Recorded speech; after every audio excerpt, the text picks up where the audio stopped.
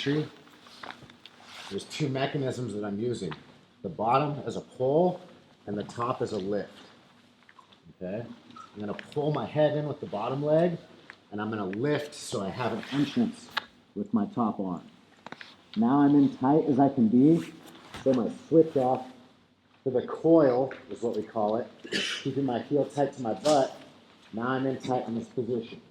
Now when I'm in here, Mello, go ahead and try and get in on me.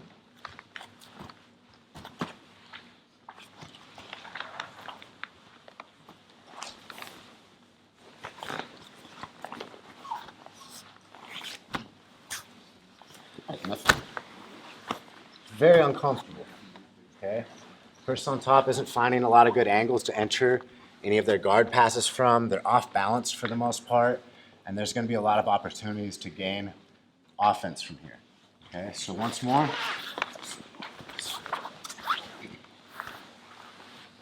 I'm pulling with the bottom leg, and I want to make sure I'm not like strong arming with this arm. Almost both thumbs down, okay? If I reach like this, a lot of people are coming like, this allows the person to wizard. So anytime I have my thumb up, there's a lot more tension on my shoulder than when my thumb's down. Even if he tries to whizzer now, there's just like little to no tension on my shoulder, okay? When my thumb comes in like this, I'm not like gripping like this. I'm down and I have frames and the ability to hold myself in, okay? I might grip here every once in a while, but my thumb's still like down. I don't come up like this ever. So again, one last time for the feed, starting from like a knee shield position, lift, pull, set myself in, and we're gonna switch that leg in the back. All right, let's try it on two. 1, 2. Out and back.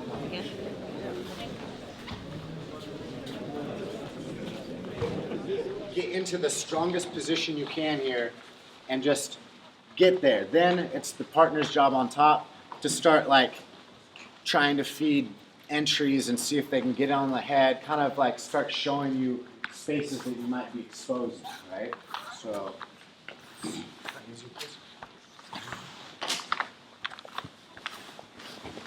So again, all of this, I'm gonna lift and pull with that bottom foot at the same time.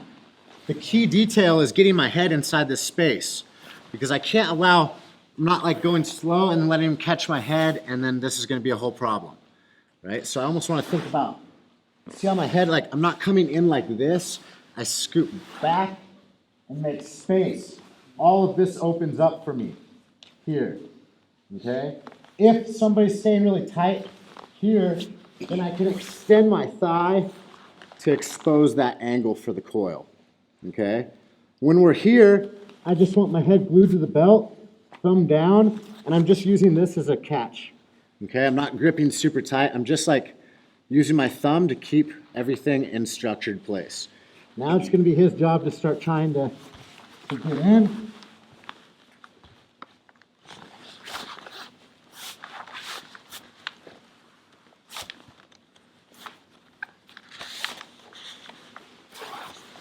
And then we'll work on, the last piece is gonna be like if the guy just forces inside that head, all right?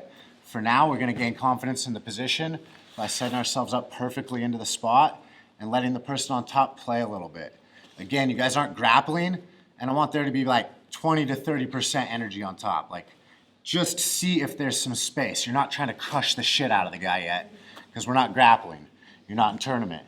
You gotta understand the concepts and get into the positions first. On two, 1, 2. Yes. And then, so for this, if it's hard to get over, like I got stubby legs. Just extend that thigh straight. Yeah, there it is. There's the switch. And that'll be part of it. Now here, try and get even more on your side. Yes, belly down. And that'll allow you to coil your heel more to your butt here. Try and catch more like this. Now, he's in an uncomfortable position. Now start trying to feed some sort of entries.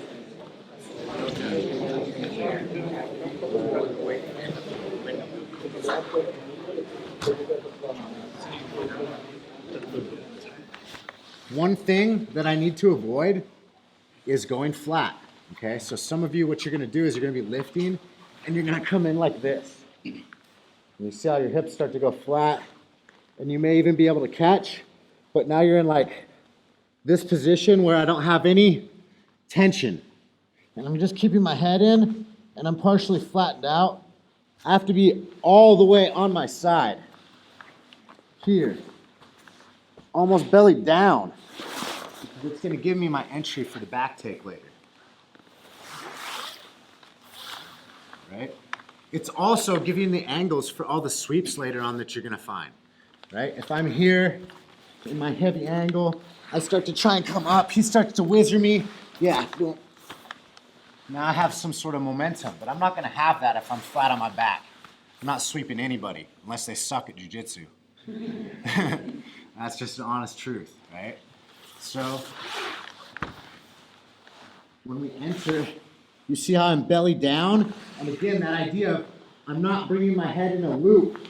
I'm almost like shrimping back and bringing my head inside as far as I can.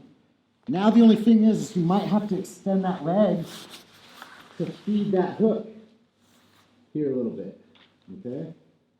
The next part of this, the reason that I'm getting so much coil and I'm staying belly down is because it's the only way that I'm gonna free that leg easily, okay?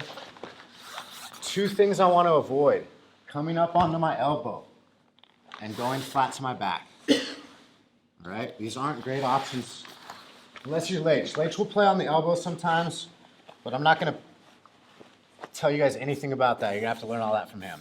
A completely different style. He's got a lot of details there. So, entering, make my switch.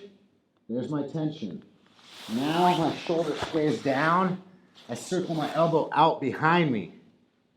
Right? This always leaves me in a space where at any point in time, in between here and my knee coming out, if he starts to whizzer and put pressure on me, whizzer. Yeah. Here, he starts to push in.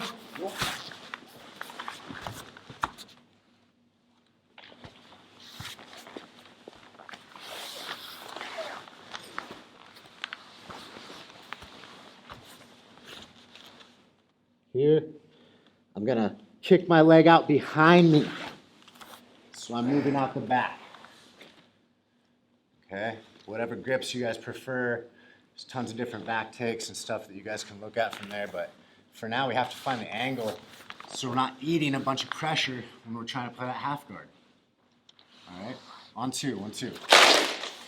So initially with my setup here, when I come in and I get tight, the whole reason I'm in this position again, you guys, I'm trying to make this leg light with the coil of my leg so that my other leg and my hip become light. Things can start floating. Here, belly down. I'm not carrying any weight the whole time. I'd never try and come out like, does this look like more comfortable? Especially, definitely not if I got a huge guy on me. I'm gonna be able to sit here all day. They can try and smash me out and there's not a lot of weight getting carried. The only thing that will happen is they'll probably try and start whizzering. So when I feel that and I'm trying to come up here and they start trying to barrel back into me and smash me to the ground, there's my timing for the pass. Right? Usually I'll come up into my leg drag position in that pass. So again, going back to the two separate opposites there for taking the back or finding the sweep. When we feed ourselves into the position, if we're coming out the back and we're so far around, it's like he almost doesn't even have a whizzer here. It's like even if he does try and whizzer, it's so far behind, it's just easy for me to start collapsing the leg and start getting heavy in these positions, right? So that's gonna be the first option. We're looking to come out the back and catch the leg. Set ourselves into the position. Here, my leg slides out, my shoulder and elbow follow. Here. Now, what happens if the guy's extra long than me or he's really wide based out and I can't get to that leg? That's fine. Boom. I'm just running out on the single. Okay. So we have the far leg, we just catch the knee, or we grab the single and then there will be a little bit of like angle. You'll feel pushing them into the floor as you pick the leg up. All right. Option 2 is going to be when they really whizzer. However, you have to try and build yourself up. You're not going to get the sweep getting whizzered here and just trying to go from here. It's just not going to happen. Okay? You have to start trying to get at least here. Now there's some momentum and angle for your hip to move and for you to roll them over you. Okay, so get the back taking going first. Make sure you have a really nice angle because that's all going to help with the whizzer when he starts getting really tight. I'm going to have a lot of angle and momentum to hit that sweep with. All right, so first take the back several times, and then let's add in the sweep once we feel comfortable with the angle. On 2, 1, 2.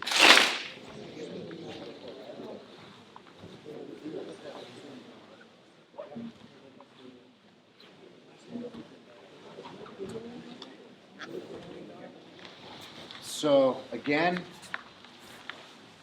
to reiterate the importance of coiling and using your shoulder for angle, all right? If we're belly down and we keep the coil, now I can start to straighten my leg, which allows me, let me ask this question. Does anybody know why I'm straightening my leg out? Why would I straighten my leg out? So it's flat and you can scoop it on. Sure, yeah, so I can make space underneath the leg. Now, if I can make space underneath their leg and I start to move here on my shoulder, what happens to my hip that was on the floor? It goes up. There's my space for the elbow.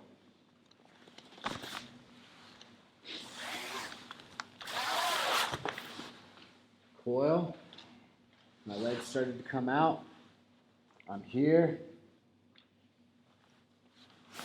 Elbow comes out. And I'm moving back. Okay? That's the whole key to being able to move out the back, find your angle, and force people to have to whizzer and put a lot of weight on you. Because you're moving out the back, they want to keep you in front of them where they can smash you flat because you're on your side.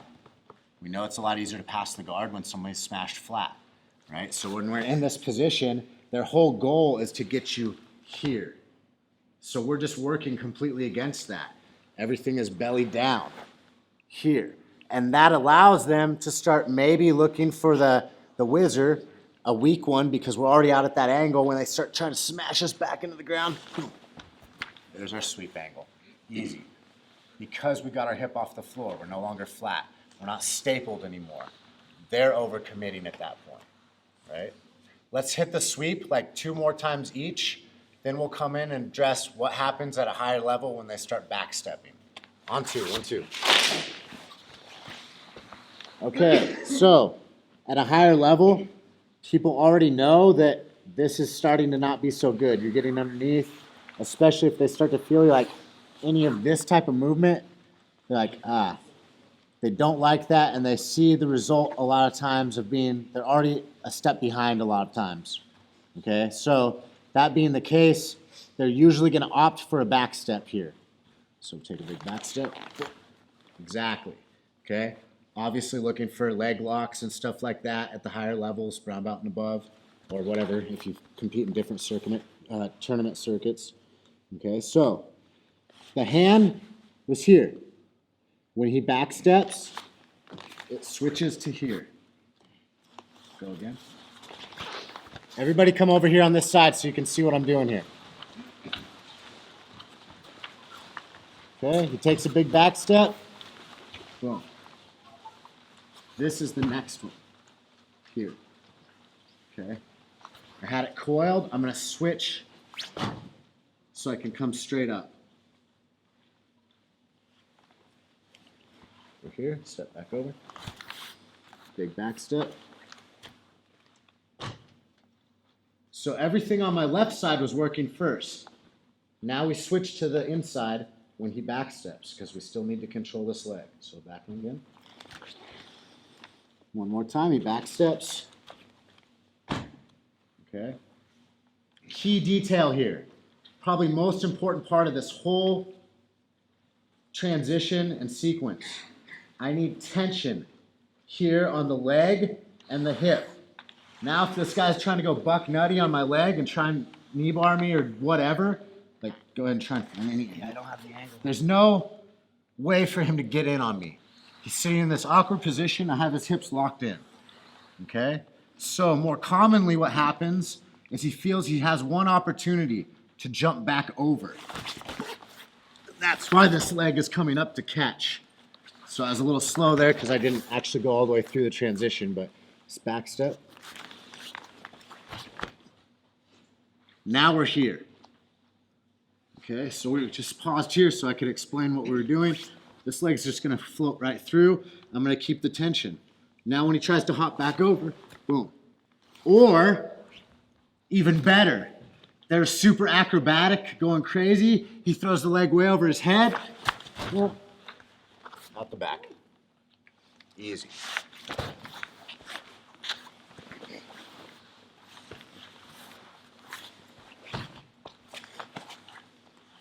Blocking, yeah. So, go back. If he goes that high, again, keep going, keep going. I'm gonna go at the back. Sometimes I'll let them do that, I don't care. If I want the back, then I'll just let them go too high and give me the angle. It's not a problem. But, again, at a higher level, you're already probably going to anticipate that, honestly, a lot of times. So, when he back steps, boom. Here, I want the person to try and hop over like neutral ones, because that's what's going to happen. Boom. Now, what happens when the foot goes back to the ground? There's my timing. Turning, catching. Doing the same thing on the other side. Now, this is easy. I just catch. And this is an insanely hard position for them to break out of. Okay? It's very easy for me to start weaving my legs and getting out of here.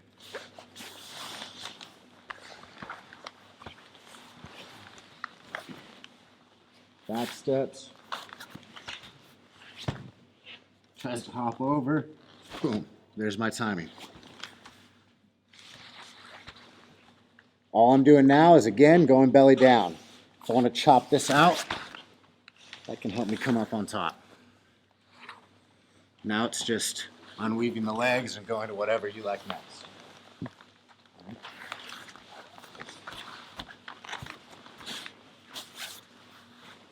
Yeah.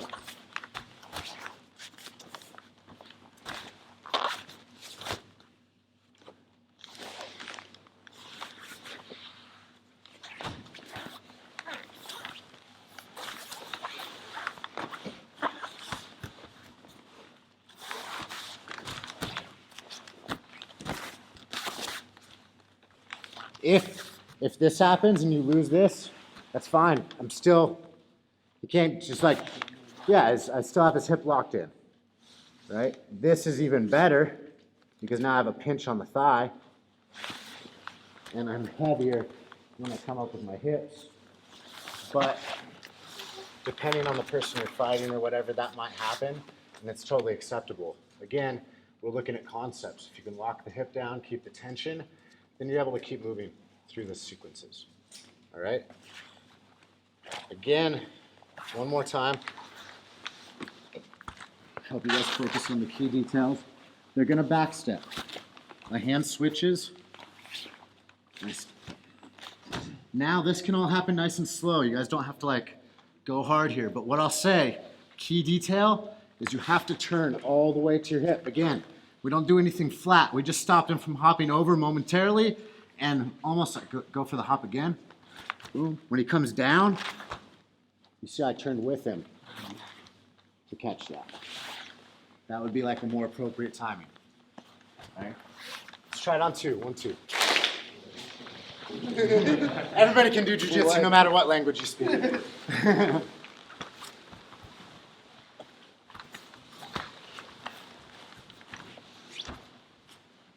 Try and jump over.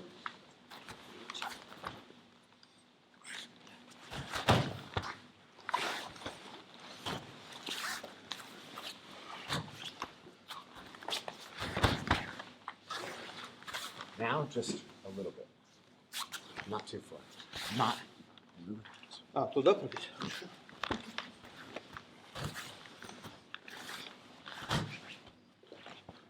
Boom. Now, look at what he did. Okay?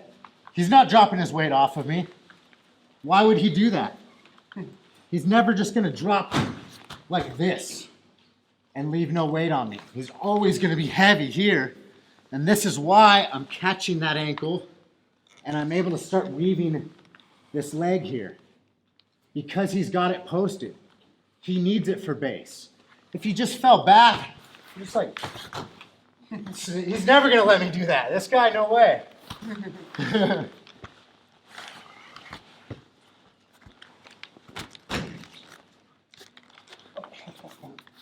Now when he bases, there's my timing. Because look, he's still trying to keep weight on me. He should be trying to pressure me. So this is where I find that timing.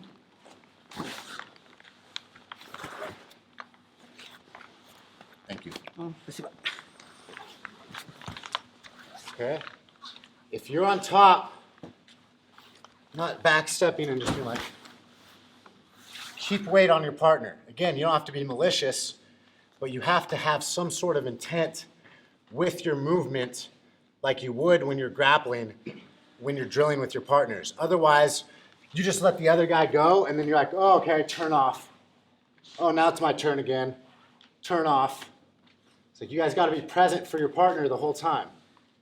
Okay? Let's try it again on 2. 1, 2.